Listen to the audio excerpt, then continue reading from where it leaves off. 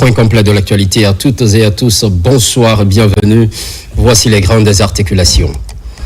Les artisans guinéens viennent de franchir un pas vers les connaissances institutionnelles. Ils seront désormais mobilisés pour la fabrication et l'équipement du mobilier des services du ministère de l'économie, des finances et du budget.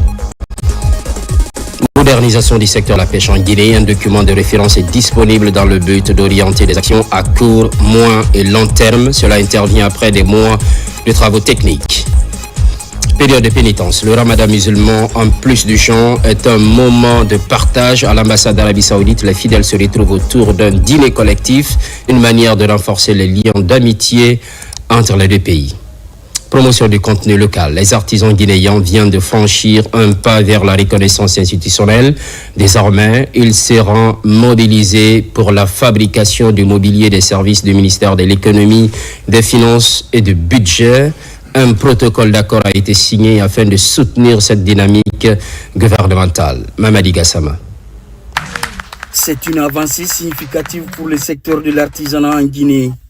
La Fédération nationale des artisans et le ministère de l'économie, des finances et du budget ont officiellement scellé leur partenariat à travers la signature d'un protocole d'accord. Désormais, les artisans guinéens auront la responsabilité de concevoir et de fabriquer le mobilier destiné aux différents services financiers de l'État. Tous les milliers d'artisans de la Guinée, les 860 élus, les 300 000 artisans, on leur fait appel de soutenir notre gouvernement parce qu'il est en train de nous regarder. Depuis 2021, les autorités guinéennes ont placé la promotion du contenu local au cœur de leur politique de développement. Cette convention vient ainsi traduire en acte la volonté du gouvernement de faire de l'artisanat un véritable levier de croissance économique et de réduction du chômage. Dans chaque conteneur qui vient avec des meubles étrangers, c'est un artisan étranger dans un pays du monde qui est enrichi. Dans chaque commande publique que nous passons à nos artisans ici, ce sont des familles guinéennes qui sont nourries, ce sont des emplois qui sont créés, ce sont des savoir-faire également qui sont préservés. Et donc j'aimerais que cela puisse être formalisé, institutionnalisé au bénéfice de la Guinée et de nos artisans.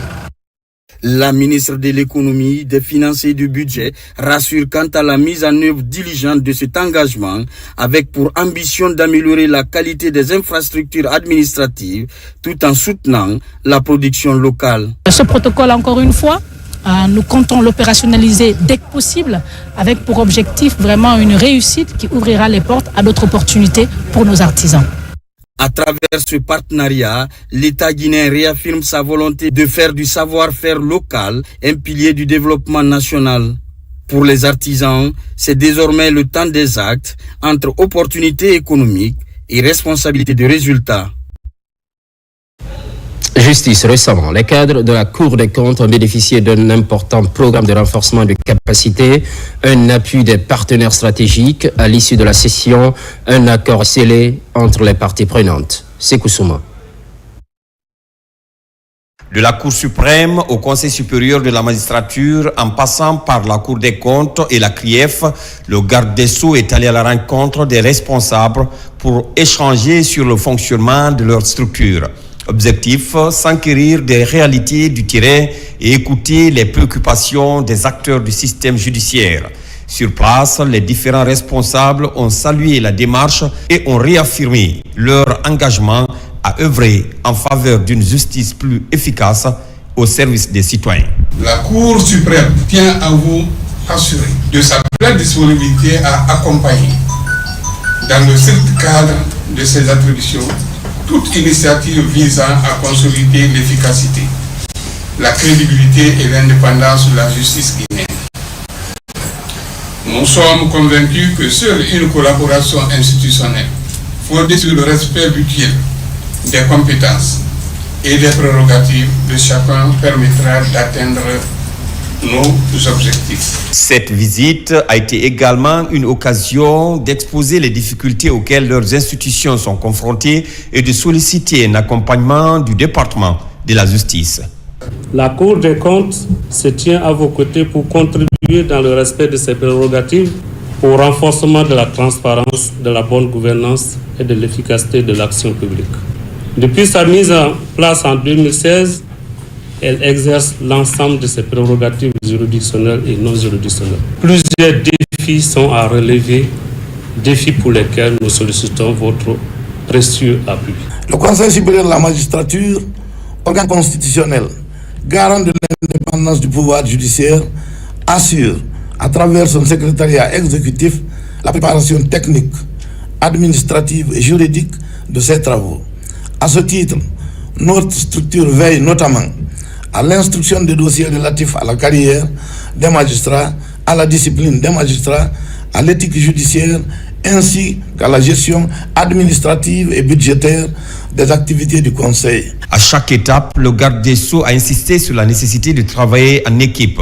L'idée vise à améliorer le système judiciaire conformément à la vision du président de la République. La justice est le socle de tout développement. La justice est la pierre angulaire de l'État. C'est un service transversal. Donc, avec tous les chefs de service, on a discuté de comment nous devons faire pour refonder notre justice, de ce qu'on doit faire pour que cette justice aille en mieux. Cette population, je les rassure, qu'on fera tout pour qu'elle puisse avoir confiance en sa justice. Le ministre de la Justice a par ailleurs réaffirmé sa volonté de promouvoir une collaboration harmonieuse entre les pouvoirs publics dans le strict respect du principe de séparation des pouvoirs. Il s'est engagé à soutenir les services relevant de son département afin de renforcer l'efficacité et la crédibilité de la justice. Reportage rendu en studio par Kerona Younoussaba. À la Sogipami, l'heure est au conseil d'administration présidé par le ministre des Mines et de la Géologie.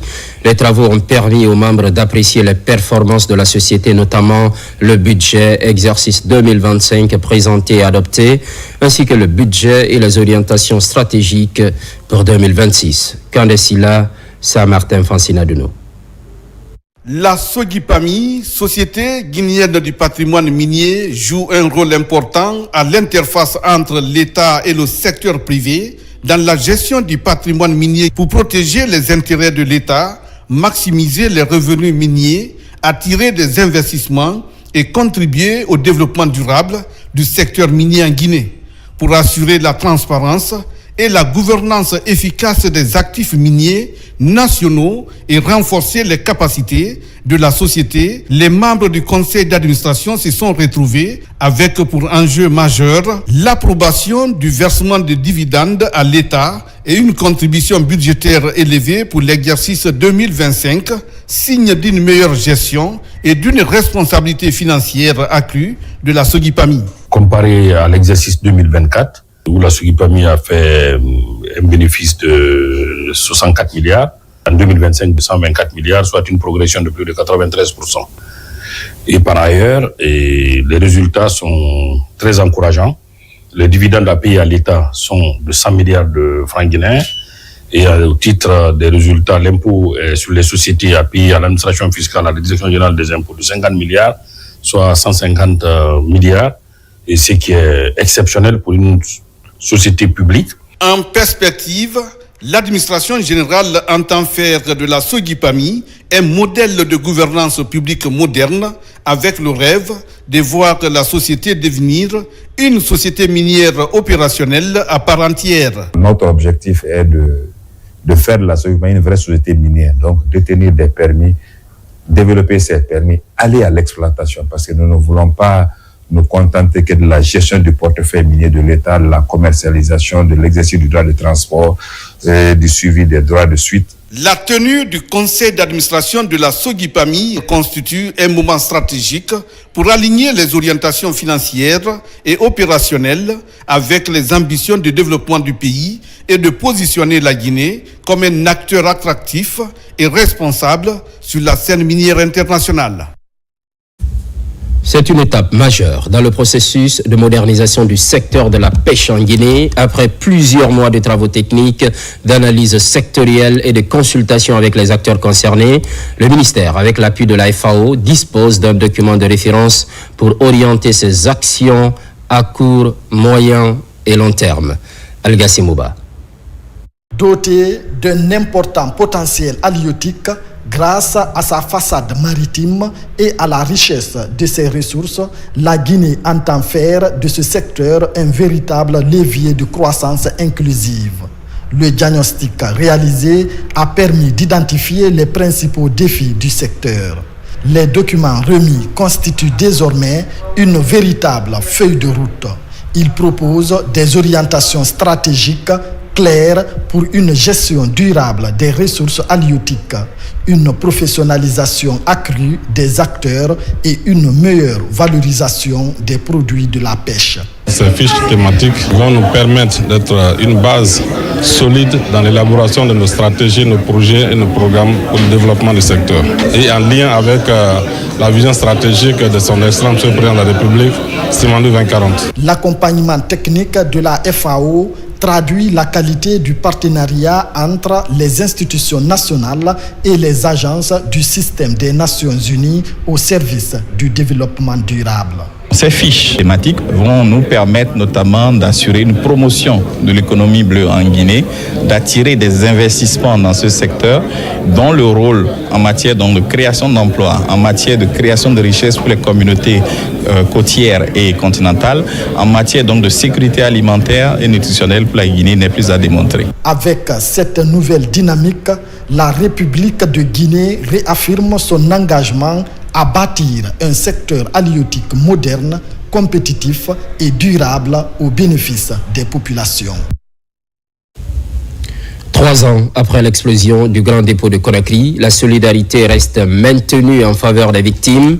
Sous l'impulsion de l'Agence nationale d'inclusion économique et sociale, les transferts monétaires d'urgence se poursuivent. L'ANIES apporte ainsi un appui exceptionnel en cette période de Ramadan qui coïncide avec le carême. Diana Yassane.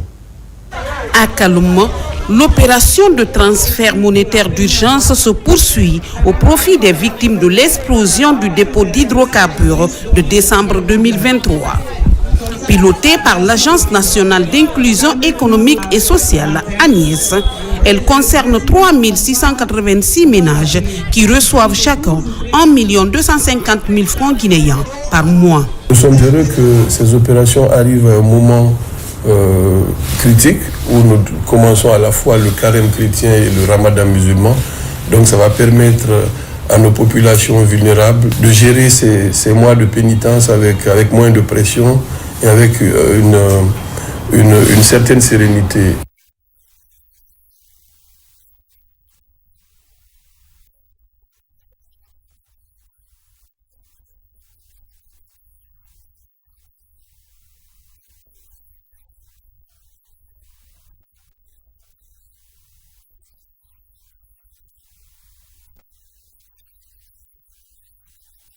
Particularité ce mois-ci, à l'occasion du Ramadan et du Carême, le paiement est doublé.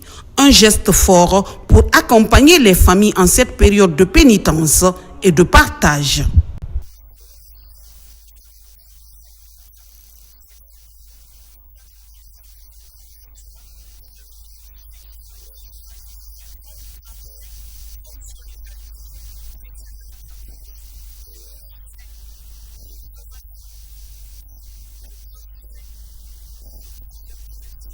Durant ce mois saint de Ramadan, nous mangeons à notre faim et pendant l'ouverture des classes aussi. Grâce au président Mamadi Doumbouya, nos enfants ont reçu des fournitures. Nous prions pour lui. Ce soutien est le fruit d'un partenariat entre le gouvernement guinéen et le Fonds monétaire international FMI. 3 ans après le drame, la solidarité reste active avec un message clair. Accompagner durablement les sinistrés vers la stabilité et la reconstruction. Migration irrégulière. Ils sont nombreux, les compatriotes qui ont regagné le bercail. L'Organisation internationale pour la migration se montre déterminée pour leur prise en charge. Un nouvel engagement vient d'être manifesté au profit de ces compatriotes en situation de détresse. Sona Sagnou. Face aux défis des parcours migratoires, la santé mentale devient une priorité pour les migrants de retour et leurs familles, souvent confrontés au stress et aux difficultés de réinsertion.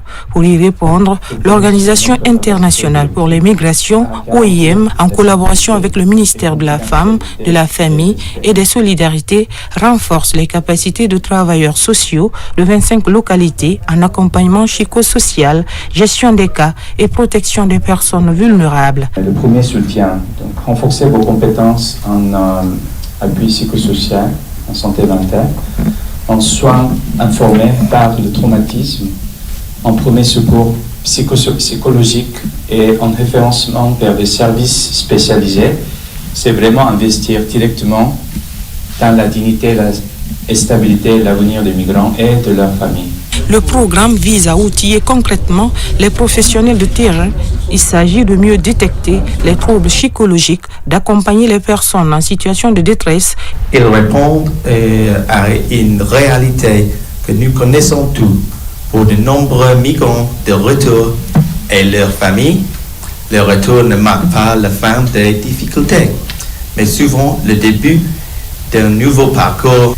C'est précisément pour cette raison que le Royaume-Uni est fier de soutenir une approche qui place la santé mentale, le soutien psychosocial et la cohésion communautaire. Dans le cadre de ce projet d'aide au retour et à la réintégration durable, l'OIM déploie un ensemble d'actions axées sur la promotion de la santé mentale, le soutien psychosocial, le renforcement de la cohésion sociale au sein des communautés.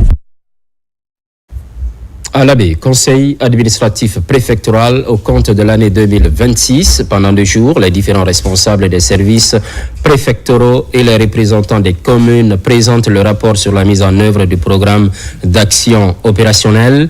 Au finish, un budget de près de 2 milliards de francs guinéens a été validé. Sarafedine Diallo, Nabilaï Moussa Kamara, Abdoulaye Ningilande Diallo. À l'Abbé, le conseil administratif préfectoral réunit chefs de service et délégations spéciales des communes autour d'un même objectif. Faire le point et se projeter. Activités réalisées, actions en cours, budget prévisionnel et perspectives d'investissement pour 2026 sont minutieusement passées en revue. Avec un quorum de présence suffisant, l'opportunité a été offerte à chaque chef de service et entité de rendre compte de ses accomplissements et ses perspectives pour l'atteinte des objectifs de l'année 2026. Dès lors, nous savons tout ce qui a été positif et les raisons de ce qui n'a pas pu être exécuté dans les plans d'action respectifs de l'année précédente. Sous l'ère de la Ve République, la préfecture de l'Abbé affiche une ambition claire. Performance et transparence dans la gestion publique. Nous rassurons de mettre à l'œuvre tout ce qui a été présenté et validé ici à travers le Conseil et en tenant compte des recommandations effectuées dans l'intérêt général de nos différentes populations. Je souhaite exprimer ma reconnaissance à chacun d'entre vous pour votre engagement et votre professionnalisme. Je vous encourage à poursuivre sur cette lancée, à rester mobilisés et à continuer à œuvrer pour le bien-être de notre préfecture. Avec cette session 2026 du Conseil administratif préfectoral, l'Abbé mise sur des résultats concrets dans l'exécution des projets financés par l'État et ses partenaires. Une démarche participative qui vise à renforcer la transparence et à mobiliser toutes les compétences au service du développement de la préfecture. Depuis 2 ans maintenant, une causerie éducative est initiée par la structure Concept Events. L'événement se tient pendant le mois saint de Ramadan. Objectif, échanger sur les principes islamiques dans la gestion économique. Au cours de cette causerie, tous les départements ministériels sont associés pour atteindre un large public. Alpha Isiagaba. Au cœur de cette causerie éducative, une thématique d'une grande portée sociale, les valeurs spirituelles et la responsabilité de la gestion économique. Il s'agit de l'événement Iftar à la Belle Étoile, une initiative qui a réuni des acteurs économiques autour d'un enjeu majeur, le comportement des agents économiques au quotidien. L'objectif était de faire un trait entre ce que l'islam dit par rapport à l'économie, à la création de valeur, à l'entrepreneuriat et le comportement des agents économiques et ce que les agents de la manufacturation, c'est-à-dire de l'industrie. Nous avons été suffisamment éclairés sur les relations entre l'islam et les finances, surtout les finances publiques. Et aujourd'hui, c'est une occasion belle que nous découvrons pour que nous puissions ajuster effectivement nos attitudes professionnelles avec nos exigences religieuses. Cette rencontre intervient à un moment particulier marqué par l'observation des jeunes, aussi bien chez les musulmans que chez les chrétiens. Une occasion pour les initiateurs de rappeler l'importance des principes islamiques dans la gestion des affaires économiques, notamment l'éthique, l'intégrité et la responsabilité. Nous regroupons ici tous les vendredis les particuliers pour des sessions d'échange, des causeries autour de l'islam, de la spiritualité et du développement personnel. Aujourd'hui, nous avons eu l'honneur de recevoir le ministère de l'Industrie et du Commerce qui a invité tous ses cadres et tous les membres du cabinet à vraiment échanger autour des valeurs économiques et spirituelles qui nous animent au quotidien. À l'origine de cette causerie éducative, la structure Concept Event, l'événement n'est pas sa première expérience. Il y a sa deuxième édition, confirmant ainsi la volonté des organisateurs d'inscrire cette initiative dans la durée. Période de pénitence. Le ramadan musulman, en plus de gens, est un moment de partage. À l'ambassade d'Arabie Saoudite, les fidèles se retrouvent autour d'un dîner collectif et une manière de renforcer les liens d'amitié entre les deux pays. Marwan Kamara. À l'approche de l'appel à la prière du Maghreb, l'esplanade de la grande mosquée Faisal se remplit progressivement. Autorités administratives, leaders religieux, diplomates et fidèles prennent place pour partager le repas de rupture dans un esprit de solidarité. Une invitation de l'ambassadeur du Royaume d'Arabie Saoudite en Guinée qui s'inscrit dans la continuité du rôle humanitaire de premier plan assumé par le Royaume d'Arabie Saoudite au service des musulmans durant le mois de Ramadan. Le déjeuner, les ruptures de jeûne fait partie des recommandations divines. Cela veut dire que c'est pourquoi le prophète a dit quiconque donne à un jeûneur le déjeuner, Dieu aura écrit les mêmes récompenses équivalentes, sans diminuer.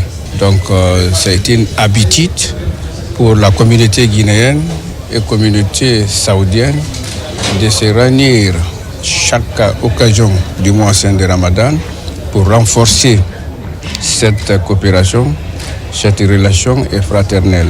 Au-delà de l'aspect religieux, cette cérémonie constitue également un cadre diplomatique et culturel mettant en avant la coopération croissante entre Conakry et Riyad. Je profite de la même occasion pour que son Excellence, Monsieur l'Ambassadeur, transmette à Sa Majesté le roi Ben Salman et son Altesse le Prince héritier pour maintenir la Guinée parmi les pays privilégiés de la Oumma islamique. Ça, c'est un héritage important qui a été préservé par la famille royale et nous les remercions. Cette rupture collective riche en symboles est aussi marquée par la remise officielle de plus de 25 tonnes de dattes. Un don du serviteur de deux saintes mosquées, le roi Salman Ben Abdulaziz Al Saoud, supervisé par le ministère des Affaires islamiques, de l'appel et de l'orientation. Pour faciliter l'accès aux données au niveau des bibliothèques du Centre national de documentation environnementale, une série de renforcements de capacités est organisée pour les cadres des antennes régionales, des sessions pour professionnaliser le traitement des documents. Fodé Kamara, Marwan Kamara. Ces bibliothécaires et informaticiens des antennes de Kindia et de l'Abbé du Centre national de documentation environnementale se familiarisent avec de nouvelles notions pour mieux organiser, sécuriser et cataloguer les documents. Concrètement, ce que nous essayons, c'est de pouvoir mettre en place des outils permettant aux lecteurs d'accéder aux documents, c'est-à-dire les catalogues.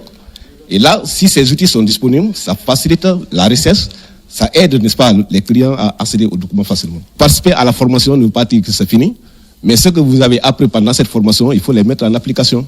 C'est pourquoi je les exhorte à aller appliquer, n'est-ce pas, ces pratiques sur le terrain, à partager ces connaissances avec les autres agents qui n'ont pas eu la chance, n'est-ce pas, de participer à cette formation. Il y a déjà eu une autre formation pour l'antenne de Kankan et de Zérékoré. Ils sont vraiment très satisfaits de la formation qu'ils ont eue. C'est que maintenant qu'ils essaient de capitaliser cela au sein des antennes et qu'ils arrivent à faire une gestion vraiment très rationnelle et durable de nos centres de documentation. Ce renforcement des capacités en technique de catalogage et autres bonnes pratiques vient optimiser l'efficacité organisationnelle pour l'atteinte des résultats au niveau du Centre national de documentation environnementale relevant de la Direction nationale de la recherche scientifique.